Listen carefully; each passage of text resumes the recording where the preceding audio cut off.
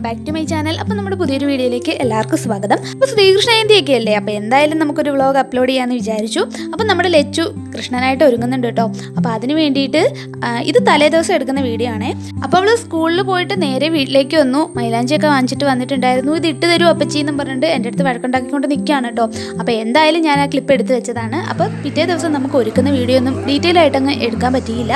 അപ്പോൾ വെപ്രാളായിപ്പോയി. ആ സമയത്തേക്ക് അപ്പോഴത്തേക്ക് ഒരുക്കി ഇറക്കാൻ പറ്റുമോ? നമ്മൾ കുറച്ച് ലേറ്റായിട്ടാണ് തുടങ്ങിയത്. അപ്പോൾ അവളെ എന്തായാലും ഒരുക്കിയൊക്കെ ഇറക്കിയിട്ടുണ്ട്.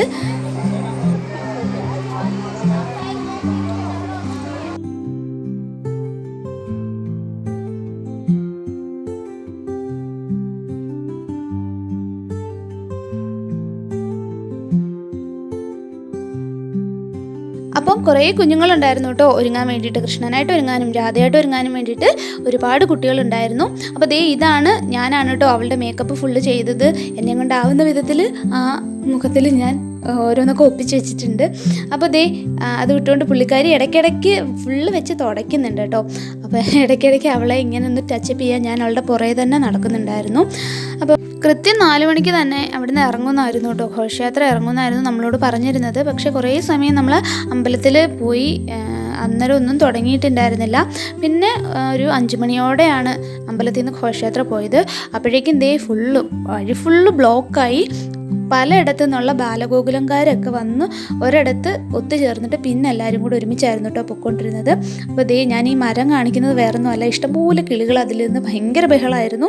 അതിൻ്റെ അലപ്പും അല്ലാതെ ഘോഷയാത്രയുടെ പാട്ടും അതും ഇതും എല്ലാം കൂടെ ഭയങ്കര മൊത്തത്തിലൊരു ബഹളമായിരുന്നു.